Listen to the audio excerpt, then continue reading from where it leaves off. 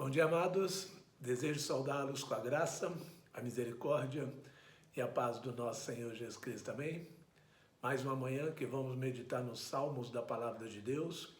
E hoje vamos falar do último salmo, o Salmo 150.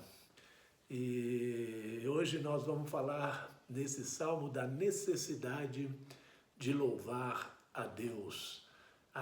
No título aí, principalmente da Bíblia, a revista atualizada, diz a doxologia final. Então, palavras gloriosas, palavras de louvor a Deus. Para que não se confunda como deve ser a adoração a Deus, o Salmo 150 pinta um quadro bastante definido de qual deve ser a ação dos servos de Deus e a igreja de Deus. Não havia um modo melhor de concluir o saltério que um chamado como este, entusiástico, alegre e universal, como esse salmo aqui faz nesse chamado. Se o primeiro salmo nos transmite a responsabilidade de nos afastarmos do mal e nos aproximarmos de Deus e da sua palavra para uma vida realmente feliz, como o primeiro salmo diz: bem-aventurado o homem que não anda no conselho dos ímpios, não se detém no caminho dos pecadores, nem se assenta na roda dos escarnecedores.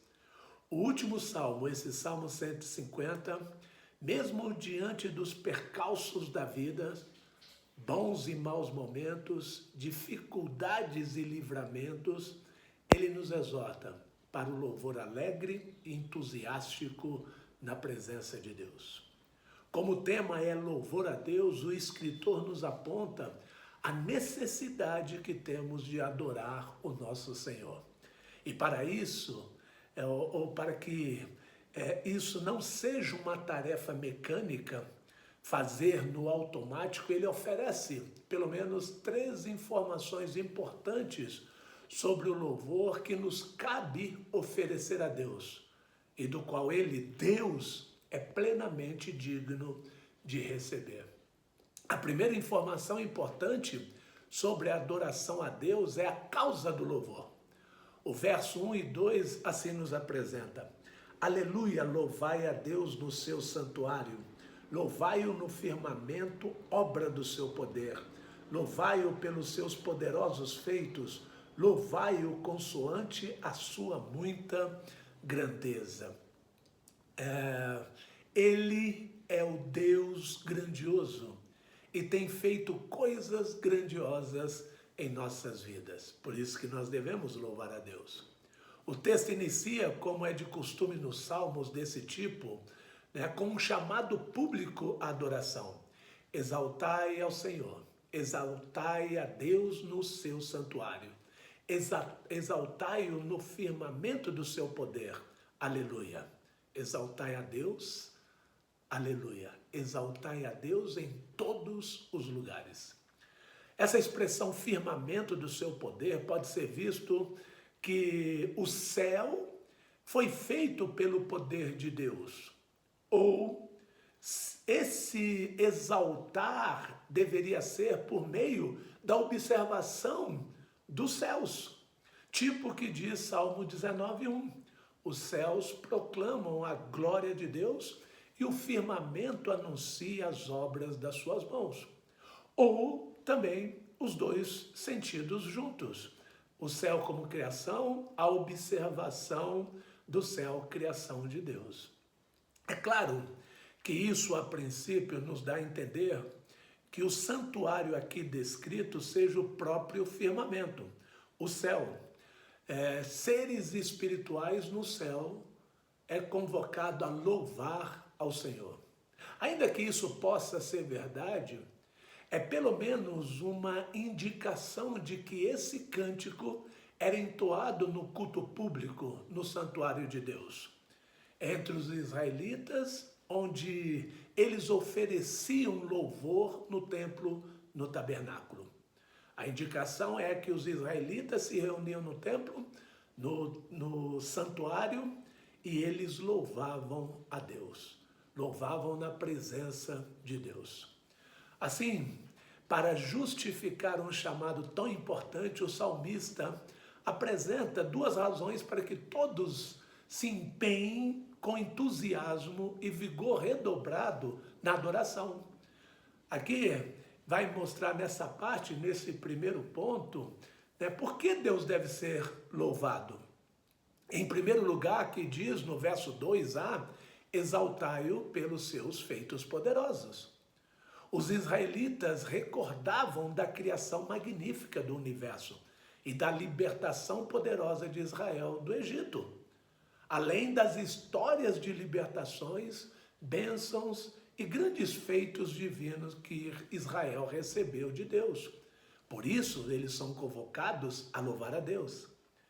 Essas seriam informações suficientes para eles recordarem tudo o que o Senhor já tinha feito até ali e se dobrarem em reverente adoração e se levantar para exultar de alegria e louvor diante do Redentor e Benfeitor. Para nós, amados, a igreja, o maior feito que Deus fez foi enviar seu Filho a este mundo para morrer na cruz, levando sobre si os nossos pecados. Devemos louvar a Deus diariamente pela salvação.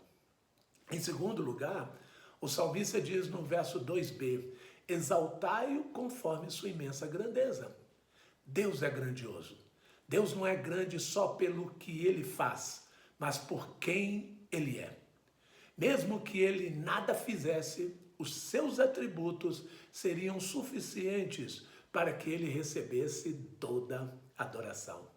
Ele é um Deus grandioso que faz coisas grandiosas e incomparáveis.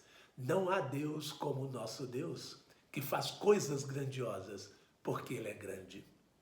A segunda informação importante sobre o louvor que devemos dar a Deus, ou que nos cabe oferecer a Deus, é o modo do louvor. Verso 3 e 5 diz, como Deus é louvado. Essa seção traz uma lista de muitos instrumentos e práticas musicais que mostram que no louvor a Deus há lugar para todos os tipos de pessoas, habilidades e talentos. E não tem nada na adoração do Senhor que ultrapasse aquilo que Deus merece e que lhe é próprio ao receber o louvor dos seus servos. Por isso, o salmista convoca no verso 3, louvai-o com o som da trombeta, louvai-o com saltério e com harpa, exaltai-o com toques de trombeta. Seria o chofar, o chifre de carneiro, que era usado como toques para avisos. Exaltai-o com lira e harpa. Essa é uma combinação interessante, porque a delicadeza da harpa normalmente não dividiria espaço com os fortes e envolventes toques das trombetas. Mas aqui, elas criam uma bela e apropriada harmonia de louvor a Deus. O chamado prossegue e um toque de extrema alegria é dado ao citar instrumentos. Olha o verso 4. Louvai-o com adufes e danças. Louvai-o com instrumentos de cordas e com flautas. Expressões corporais fazem parte também do louvor a Deus.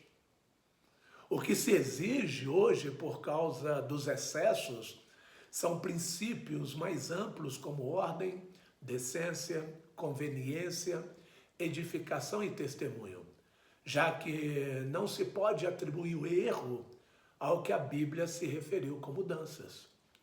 O que se faz necessário, logicamente, é o estudo aprofundado do que exatamente vinham a ser as danças e como elas se enquadravam na cultura israelita antiga. Não se podendo simplesmente transpor o termo para a prática nos moldes presentes. O tipo de dança judaica era uma dança, podemos dizer assim, de roda ou em roda.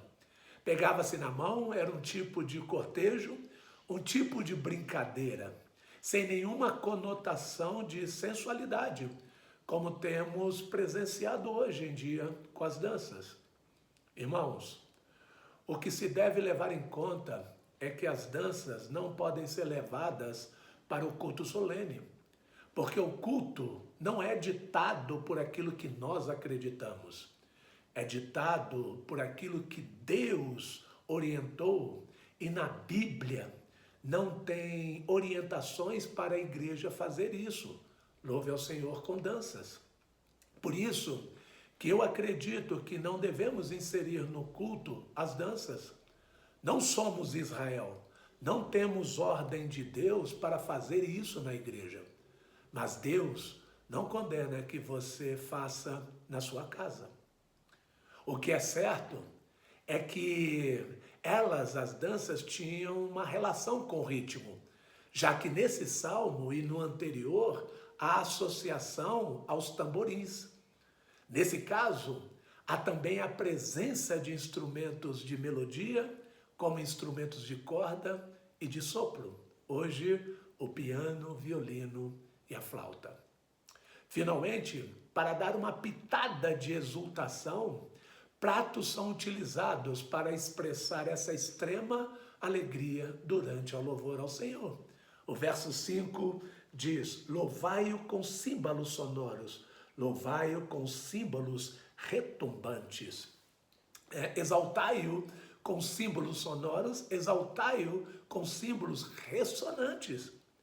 Portanto, o modo de se louvar a Deus envolve todo tipo de recursos, dedicação, habilidade, espontaneidade e uma alegria muito grande e verdadeira. Tudo pode ser levado para adorar a Deus, vários instrumentos. Finalmente, a terceira informação importante é sobre quem deve oferecer o louvor. Todo fôlego exalte ao Senhor. O Salmo termina chamando os adoradores não pelo nome, mas por sua função vital da respiração. Que todo fôlego exalte o Senhor. Aleluia, exaltai ao Senhor. Na vida, é como em uma orquestra com diversos instrumentos.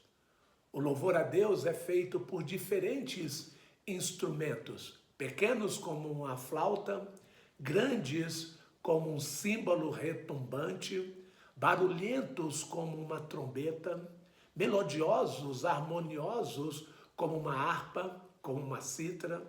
Seja como for, assim também é a nossa vida. Somos diferentes e Deus nos dispôs na história, na família, na igreja, de forma diferentes, com talentos diferentes, com o único objetivo de darmos glórias ao nosso Deus, darmos glórias ao seu nome. Apesar de muitos seres respirarem, o salmista faz do chamado amplo um convite cuja aplicação aponta para a humanidade. É um modo poético de convocar todos os homens à adoração, mesmo sabendo que somente os servos verdadeiros de Deus podem atender ao chamado. O fato é que todos são chamados, mas dos servos se requer obrigatoriedade, adoração ao Criador de tudo que existe e ao Redentor dos que creem em Cristo. O caráter universal do chamado é bastante claro. Contudo, deve-se notar também o fato de ele ser válido a todas as épocas, o que nos inclui. Todos devemos adorar e louvar o Senhor em todos os momentos. Que este salmo e os demais 149 salmos nos levem a adorar nosso Deus e a proclamar sua glória e grandeza com todos os nossos recursos, habilidades e oportunidades, fazendo-nos exultar de todo o coração diante daquele que nos criou, amou, salvou e há de nos receber na sua glória, onde salmodiaremos para todo sempre ao lado de todos os santos. Um dia cantaremos louvores para sempre diante do Senhor com todos os santos. Que maravilhosa verdade é essa, não é, amados? Que assim seja, que possamos viver a nossa vida com o objetivo de louvar ao Senhor, hoje e para todo sempre. Vamos orar? Maravilhoso Deus, entendemos que o Senhor está aqui nos ensinando que o Senhor deve ser adorado no céu e na terra, no seu santuário ou no céu, obra de suas mãos. O Senhor deve ser adorado pelos grandes feitos que o Senhor tem feito em nossas vidas. A salvação é a maior deles. Acima de tudo, o Senhor deve ser adorado por aquilo que o Senhor é, porque o Senhor é o Deus incomparável, sem igual. Assim como o Senhor usa instrumentos tão distintos para louvar o Senhor chama pessoas tão diferentes, assim como uma orquestra com instrumentos tão distintos, para se unir e prestar louvores ao teu nome, prestar culto ao Senhor. Todos nós devemos louvar ao Senhor. Nos ajude, Senhor, que as nossas vidas sejam uma melodia de louvor ao teu santo nome. É o que oramos no nome do Senhor Jesus, hoje e para todo sempre. Amém. Que nesse restante de semana e cada dia da sua vida, louve ao Senhor. Um bom dia, amados.